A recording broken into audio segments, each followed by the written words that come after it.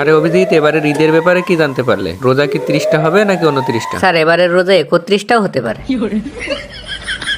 তুমি কিছু জানোই না দেখছি। আরবি মাস চাঁদ দেখার উপর নির্ভরশীল। এটা বাংলাদেশ, এটা পাকিস্তান নয় রে বাবা, এটা ইন্ডিয়া না। এদেশে ঈদ চাঁদ নয়, সৌদি আরবের উপর নির্ভর করে। এই কথাটা তুমি মন্দ বলনি। তা সৌদি আরবের খবর কি? চাঁদ কি দেখা গেছে? না স্যার, গতকাল ঝড়মেঘ হয়, ওরা চাঁদ দেখতে পারেনি, এই জন্য এবারের রোজা ওরা 30টাই পালন করছে।